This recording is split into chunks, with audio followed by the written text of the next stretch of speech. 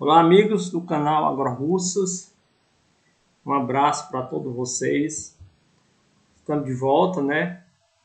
Mais uma vez trazendo aqui uma novidade para vocês.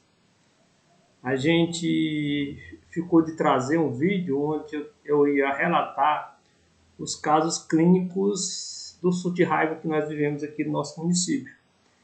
Mas no momento agora, eu vou fazer um relato mais específico de um caso de um asinino, né, que eu pude acompanhar. E aí o que mais me surpreendeu foi a evolução desse caso, a rapidez que ele aconteceu. Eu estava me preparando para me acompanhar esses animais aí uns 3 ou 4 dias, onde eu queria descrever de uma forma mais objetiva a evolução sintomatológica que o animal ia passando ao longo de um caso de raiva. Mas esse caso foi assim, para mim foi desafiador, né? A gente vai ver ao longo da apresentação como realmente nós, digamos, temos pouca sensibilidade no que diz respeito no diagnóstico de raiva, entendeu? Que está acontecendo por aí. Eu vou falar mais especificamente nesse assunto quando eu falar os casos, relatar os casos que a gente acompanhou. No momento agora, eu quero aproveitar essa oportunidade para te relatar esse caso e aí chamar a atenção dos colegas veterinários da necessidade de se colocar, no mínimo, uma conduta clínica, um procedimento clínico de exames na nossa rotina de trabalho. Eu tenho, ao longo do tempo, eu fui desenvolvendo, né, algumas habilidades que diz respeito nessa parte de avaliação clínica.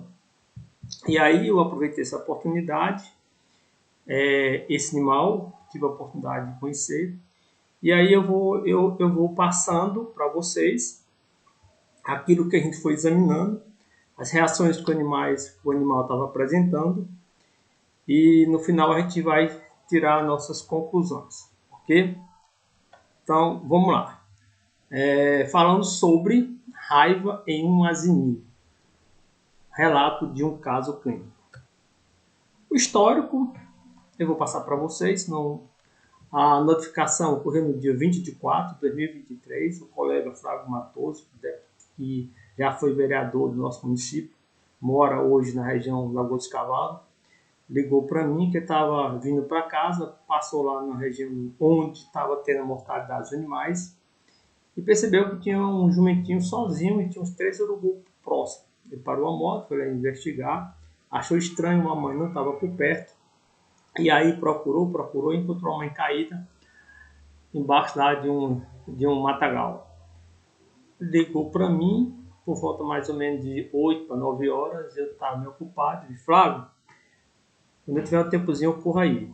E aí por volta mais ou menos de 10 horas, eu cheguei, e aí encontrei esse animal e a gente começou a fazer uma sequência de avaliação clínica, porque eu queria aproveitar essa oportunidade para a gente poder, digamos, acompanhar mais de perto. Porque até então os casos que eu tinha passado, nenhum caso eu tinha conseguido acompanhar, né?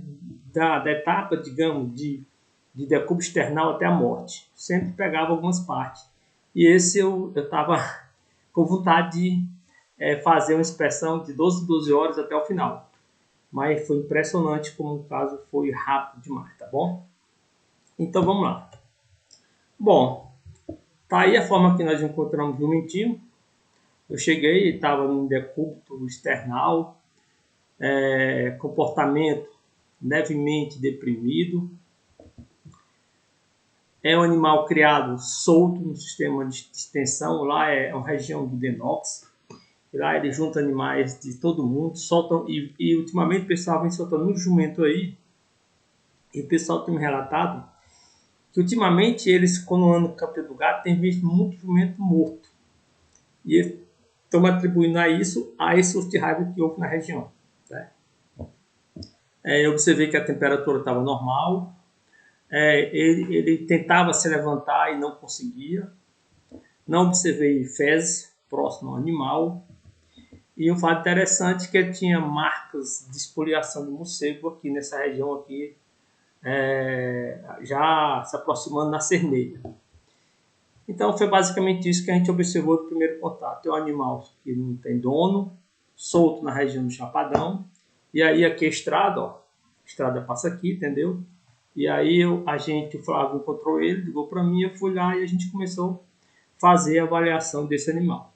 Bom, a primeira coisa que a gente fez, e é um hábito meu, é fazer o reflexo de fixação e o reflexo de hipersensibilidade. Isso é uma prova simples, onde a gente busca avaliar o comportamento do animal com relação aos fatores que estão ao seu redor que pode ser para ele uma ameaça. Entendeu?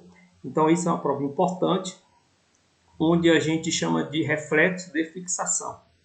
Outra prova também que a gente faz, após a refixação, a gente tentar fazer um estímulo de hipersensibilidade, a gente bater palma na frente do animal, e aí essas palmas você pode começar devagarzinho, depois você vai aumentando a intensidade, observa a resposta do animal, e depois você pode fazer essa mesma prova só por trás do animal, sem ele ver a sua ação de bater palma, tá ok?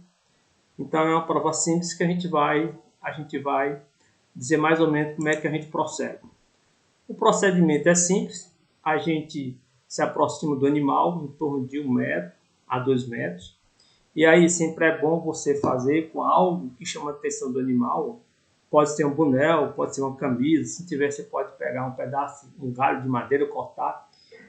E aí você faz o movimento na frente do animal e vai se deslocando, entendeu? Tanto no sentido para a direita, ou você faz isso, vai se deslocando para a direita.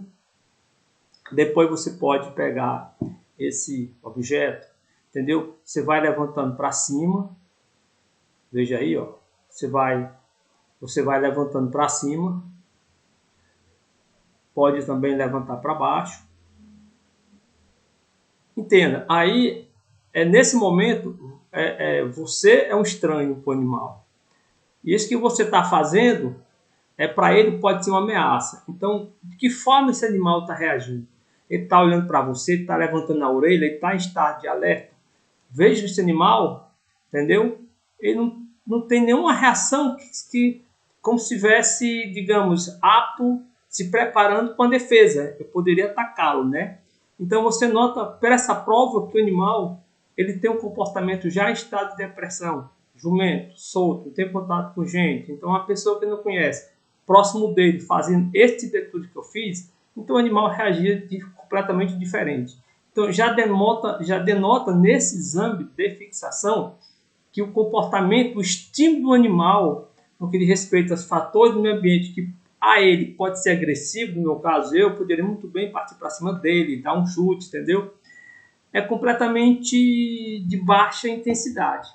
E aí também você pode, nessa oportunidade, bater palma na frente do animal, e depois você vai para trás do animal, também pode bater palma para avaliar a hipersensibilidade sonora, se o animal tem alguma reação intensa de hipersensibilidade sonora, ok? Pronto, vamos lá. Bom, aí o terceiro reflexo que a gente faz é o auricular. É uma prova simples, onde a gente pega um pedaço de madeira ou até a pinça, eu sempre gosto de estar com a pinça, e aí a gente faz uma introdução tanto na orelha direita e esquerda, começando de forma lentamente, e se o animal não tiver todo reflexo, estímulo de reflexo de prova, ele sempre tem que começar de forma lenta, e à medida que o animal não responde, você vai aumentando a intensidade, entendeu? Então você passa a pinça de forma bem leve, e à medida que o animal não responde, você vai aumentando a pressão que você exerce com a pinça ou com um pedaço de madeira no pavilhão auricular para ver a sensibilidade do animal, entendeu? Também é uma prova interessante e é simples de fazer, mostrar para vocês como é que a gente procede.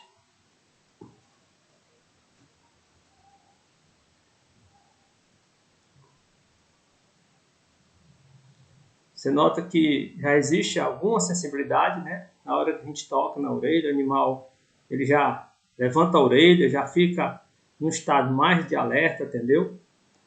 Então a gente pode dizer que é uma boa resposta para esse tipo de prova, né? Apesar de ainda estar, digamos, era para agitar as orelhas de forma mais ativa. É o reflexo auricular. Bom, depois a gente faz outra prova, é o reflexo facial, que consiste em você tocar a face do animal nessa região aqui, ó, que a gente chama de região do queixo do animal, entendeu? Na tábua do queixo. E aí esse reflexo, quando você toca nessa região, o animal ele responde fechando o olho. E fecha até de forma intensa. Tanto é que a gente percebe que normalmente o animal ele faz um certo espasmo na musculatura do olho quando o animal ele reage de forma normal nessa prova, entendeu? Então a gente faz de um lado e de outro e avalia o reflexo facial.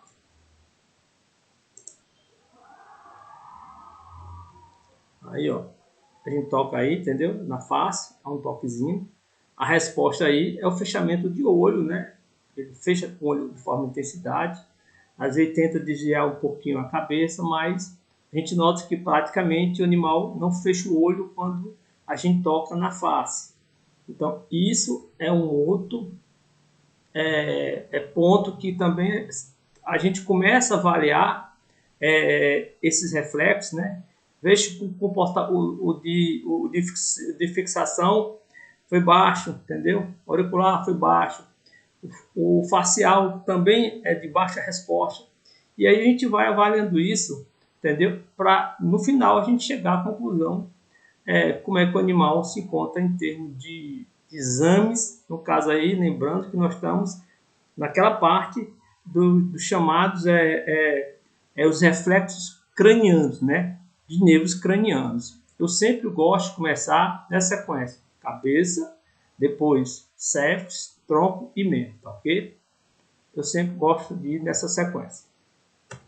Bom, depois é o reflexo de ameaça.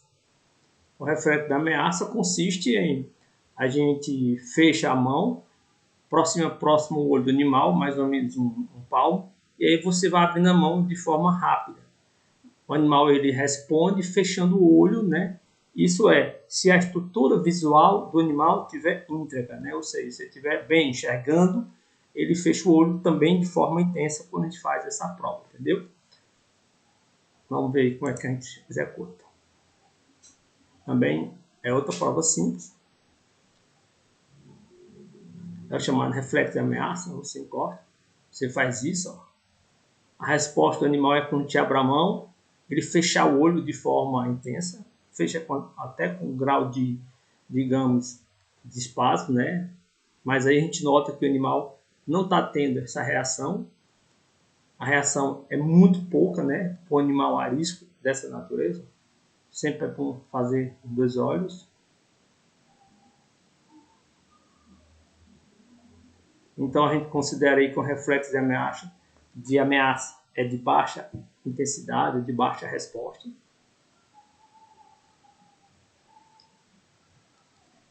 Depois a gente faz o reflexo palpebral, também é fácil. Aqui a gente pega a pinça e toca a região periorbital, entendeu? Você pode tocar nesses 4 cantos em torno do olho e observa a resposta do animal, que deve ser também o fechamento do olho de forma, digamos, intensiva, de forma intensa, né? Nesse momento, como a gente está mais próximo do olho, né? A gente... Outra prova também, você pode também, com a pinça, do lado da pinça, você tocar na córnea do animal, que aí a resposta é para ser bem mais intensa do que o toque nas pálpebras. Essa prova também é fácil de fazer, já que você está, digamos, próximo do olho. E aí aproveita nessa ocasião, você pode se concentrar e observar como é que está o globo ocular. Se existe nistagmo, se existe estrabismo, como é que está o estado das pupilas, estão dilatadas, estão contraídas, tem diferença de uma pupila para o outro. Você faz uma inspeção nesse momento já que você já está bem próximo a essa estrutura, né?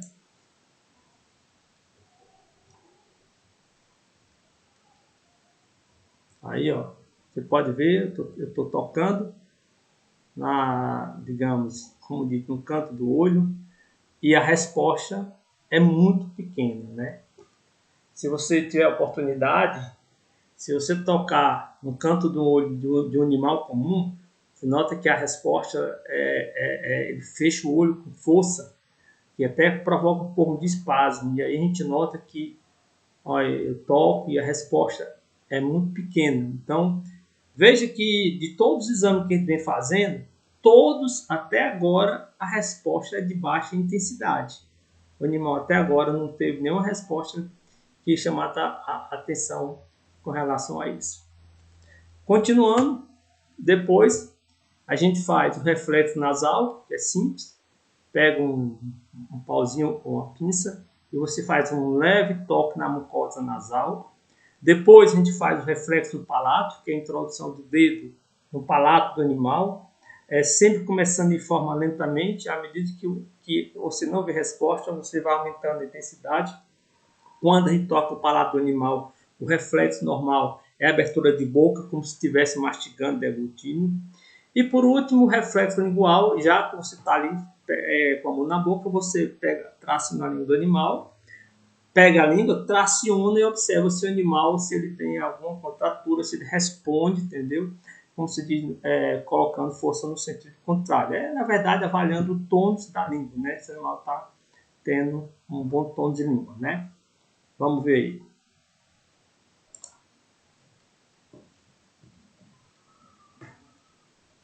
Olha o nasal, reflexo nasal, ó. Só um pequeno toquezinho.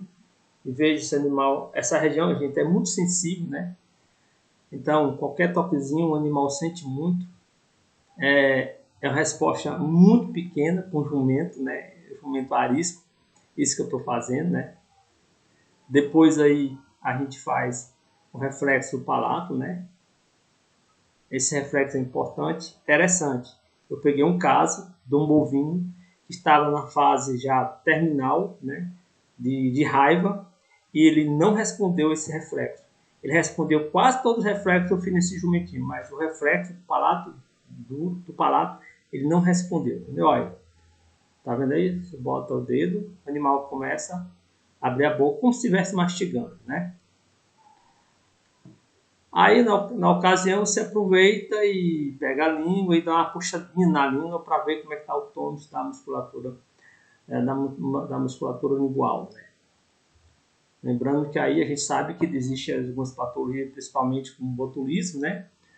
Onde ela tem uma característica de animal perder muito esse tônus, né? De contratibilidade da língua, tá ok?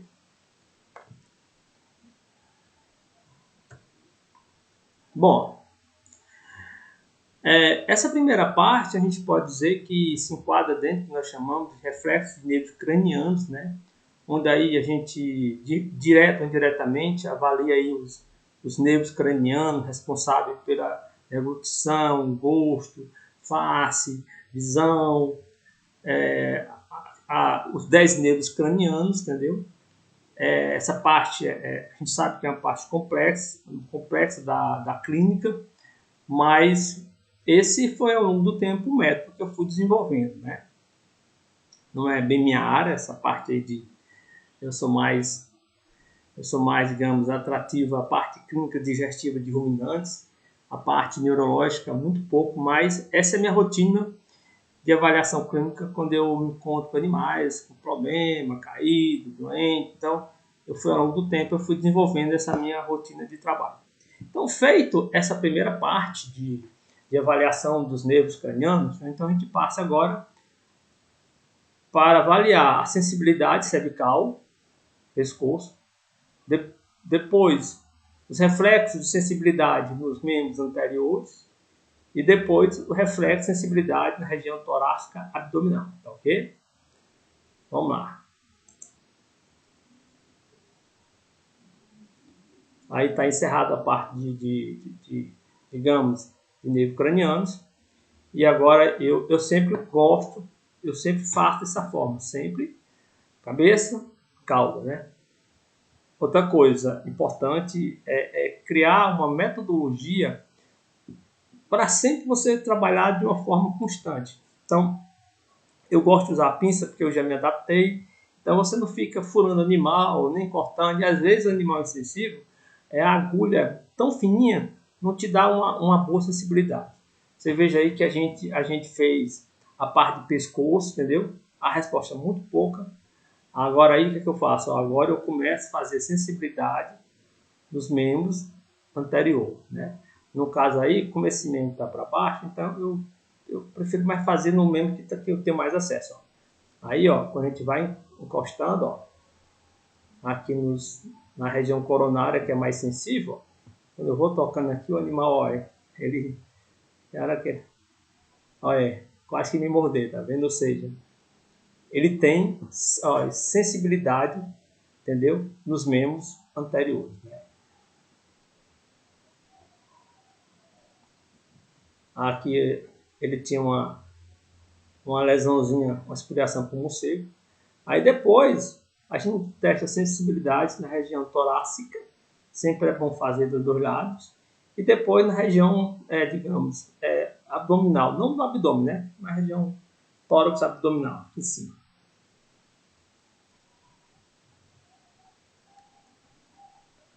Ainda eu vou com a pinça, eu vou fazendo uma leve pressão, aí eu fecho um pouquinho e a gente percebe que é um quadro também de pouca resposta, entendeu? Com um animal dessa natureza. Bom. Depois a gente continuando, né?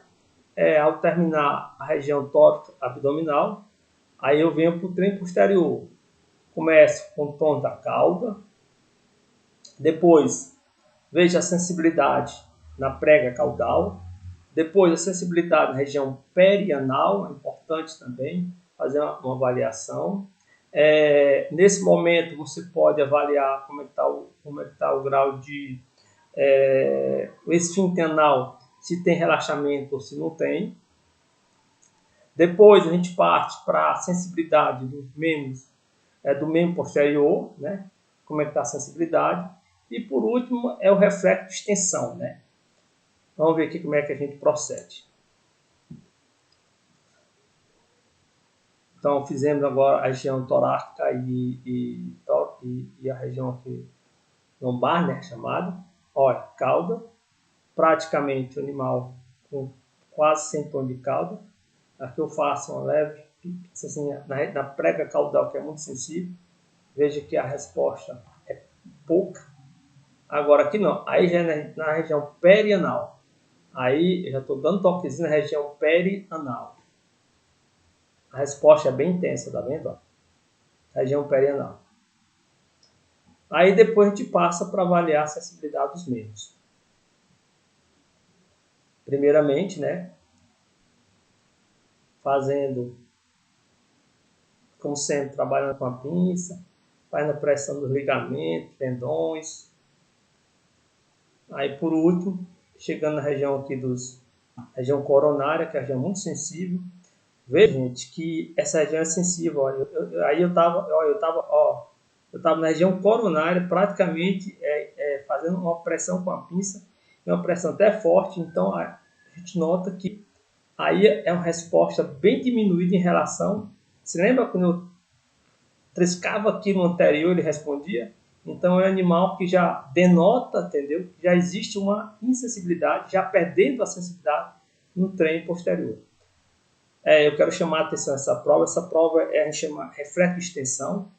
Isso é uma prova importante também que tem que ser feita. Ó.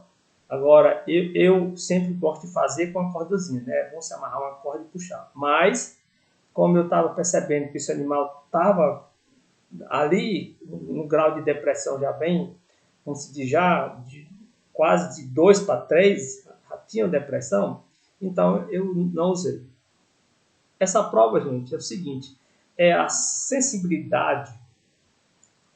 Primeiramente, né, diz que primeiramente o animal ele perde a sensibilidade, né, e ainda fica a extensão. A extensão é isso, você pega o membro do animal e você vai puxando aos poucos, esticando. O que é que acontece? O reflexo faz com que o animal ele tende a puxar o pé de volta, né? Então você faz em 2 pés. Então, ou seja, quando o animal perde esse reflexo, é sinal que praticamente já é um grau de lesão neurológica grave, tá ok? Porque primeiramente perde sensibilidade, né? Depois perde o reflexo da extensão. Então, vejamos aqui, continuando de novo.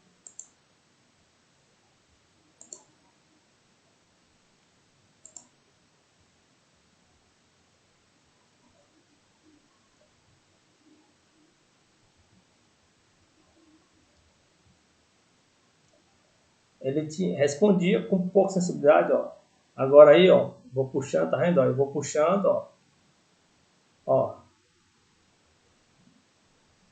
Mas, gente, isso é uma baixa resposta. Um animal desse, jumento brabo aí, se tivesse caído sem algo que tivesse comprometendo o sistema nervoso, ele jogava a perna aí em cima de mim com força, como se diz, tá vendo?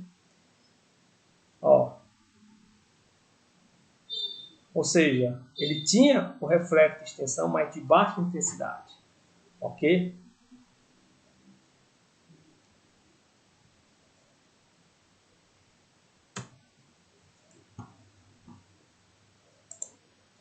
E aí a gente refez, né? Só que o reflexo no membro de baixo. Observe que a resposta já é bem diferente. Ó, observe que ele já tem uma resposta já bem, como se diz, mais intensa. A gente percebe, na hora que você está palpando, olha, você puxa, entendeu? Você percebe a força que o animal faz para retrair a perna, né? Você estende, ele procura contrair, entendeu? E a gente percebia também que existia a perna de cima, entendeu? Ela estava com um grau de paresia maior do que a de baixo, ok? Então, basicamente, é essa a nossa rotina de avaliação, né? Com essa rotina, a gente já tem algumas conclusões, mas considerando aí que eu estava na região de surto de raiva, que eu já estava com exame positivo, que eu já vinha acompanhando animais com raiva, então o meu diagnóstico, aí eu digo para vocês com toda seriedade, suspeita de raiva, porque eu estava dentro de um surto de raiva. Gente, dificilmente, entendeu?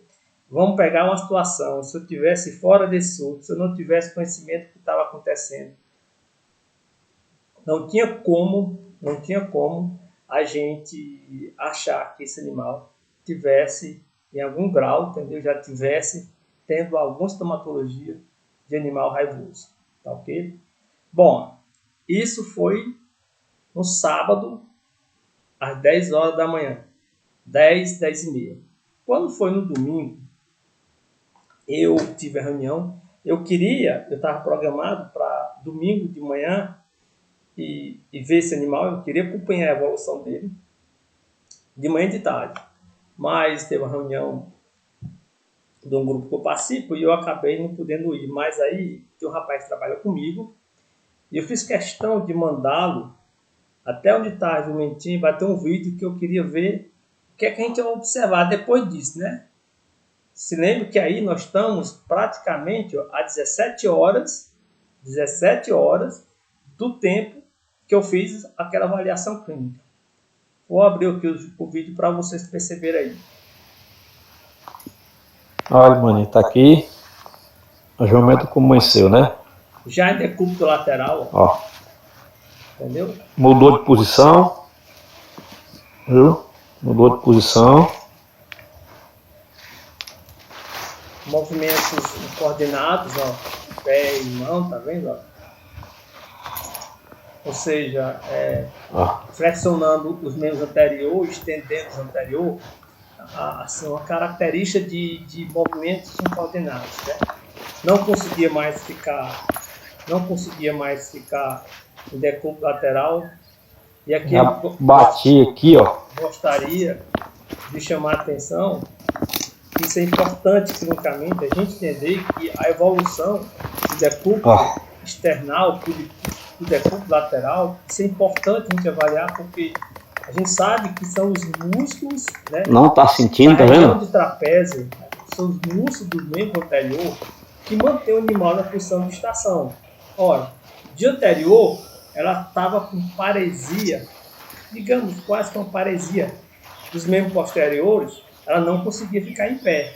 Mas ela ficava em estação porque ainda tinha todo muscular na musculatura dos membros anteriores, né? É essa musculatura aqui, do ombro, da omoplata, entendeu? Que faz o animal ficar na posição de malhada. À medida que a doença progride, começa a dar paralisia, o animal começa a riar e não consegue mais ficar no decúbito external, entendeu? Lembrando que isso aqui como se diz, é uma posição terrível para os animais, porque na natureza eles ficam muito, ficam muito vulneráveis às presas, né? Então é por isso que praticamente você não vê o animal normal desse jeito. O ideal é ficar na posição malhada, porque ele está de cabeça em pé, ele tem um campo de visão maior, ele consegue responder de uma presa, de um ataque mais rápido. Mas aqui no caso, observe que de 17 horas a gente teve um quadro de evolução de uma paralisia, entendeu? Que quando chegou dos membros anteriores, o animal não consegue mais manter a posição de decúbito external. E aí ele vira e fica decúbito lateral. Então nós observamos, né? O rapaz foi com a gente, ele observou que estava em decúbito lateral, né? A gente observou pelo vídeo. Ele tinha pedalagem de membros anterior e posterior e movimentos musculares involuntários. Foi isso que o rapaz me relatou, né? Eu não pude acompanhar o caso, né? Não pude ver, só acompanhei pelo vídeo. E aí, gente, no dia 21, né, às 4 horas da tarde, eu fui lá com a intenção, né, de continuar a avaliar o animal, né? Mas, para minha surpresa, quando eu cheguei, às 16 horas, mais ou menos 4 horas da tarde, o animal tinha falecido. E a gente percebeu, né, que pelo rigor mortis, talvez tivesse morrido por volta mais ou menos aí do meio-dia. E aí, gente, eu fiz a coleta desse material. Foi o último caso que a gente vinha acompanhando, foi outra notificação que a gente recebeu. E eu garanto para vocês que eu queria fazer essa evolução e acompanhar, mas para mim relatar ao longo de 2, 3, 4 dias como seria a evolução de um animal raivoso. Lembrando que o caso da égua, a égua caiu na segunda-feira, foi morrer no sábado, segunda, terça, quarta, quinta, sexta, sábado, morreu no sábado, 10 horas da manhã, e eu colhi o encéfalo dessa égua às 1h30 da tarde, 2 horas da tarde. Deu positivo. E essa jumenta, dia anterior, 10 horas da manhã, eu estava ali bem, e estava malhadinha, eu estava examinando ela. Então, gente, veja que foi um tempo corrido de 26 horas, do animal malhado até o animal morrer. E aí eu tinha já feito essas apresentações, esse estudo, né? Já estava pronto. Eu estava só aguardando o resultado dessa égua, dessa jumentinha, desculpa, para a gente saber o resultado. E eu recebi ainda hoje, né? Davi me mandou por volta de meio-dia. E eu estou aproveitando e estou passando essa informação para você. Essa jumentinha deu positiva. Então, nós tivemos aqui animal com evolução de 6 dias, animal com evolução de 5 dias, animal com evolução de 3 dias e animal com evolução praticamente de 26 horas. Não vou dizer 26 horas porque eu não sei o tempo que realmente ela começou, mas partindo do princípio que a égua que deu positivo, ela arriou na segunda-feira, né? Segunda-feira, à tarde, ela estava malhada. Assim o rapaz me disse, foi. Segunda-feira estava malhada. Passou terça, quarta, quinta, sexta, sábado. O sábado às 10 horas. A jumentinha. No sábado de manhã ela estava malhada. Quando foi no domingo, talvez por volta do meio-dia, ela morreu de raiva. Então, isso aí serve um alerta para a gente. Tudo isso que aconteceu foi motivo para mim de muita reflexão, né, a respeito da nossa sensibilidade no que diz respeito a diagnóstico clínico de raiva, né? Será que nós não estamos subnotificando? Será que nós estamos vendo animais aí morrendo com raiva? Porque eu sou sincero para você, se eu tivesse chegado nessa situação aqui, uma hipótese. Olha, maninho, tá aqui.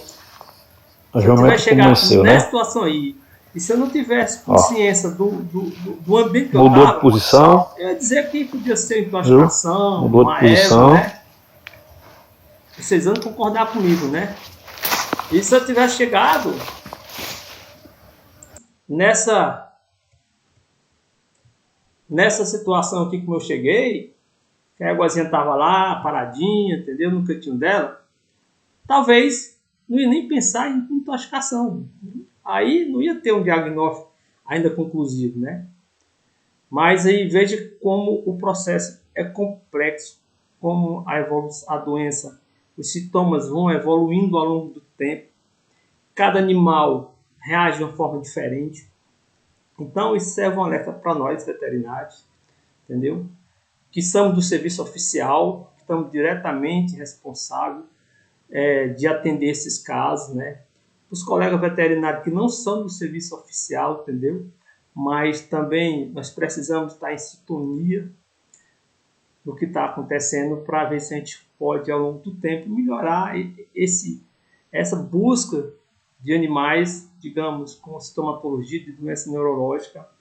E a minha experiência que eu tenho hoje, depois de acompanhar esse surto, depois de acompanhar os animais que tive a oportunidade de acompanhar, nós ainda temos que aprender no que diz respeito a termos mais sensibilidade no que diz respeito ao diagnóstico de animais que estão, digamos, tanto no que diz respeito às doenças neurológicas como um todo, como também do sintoma de raiva. Então, esse caso foi mais interessante, eu quero deixar disponível para vocês como reflexão, entendeu? E aí, quando eu for apresentar os outros casos, entendeu? Eu vou fazer esse comparativo da égua e da jumenta, onde ambos morreram de raiva, com diagnóstico comprovado, mas ambos tiveram evolução clínica tão diferente uma da outra, ok? É isso que eu quero apresentar para vocês. Obrigado, atenção a todos e até a próxima.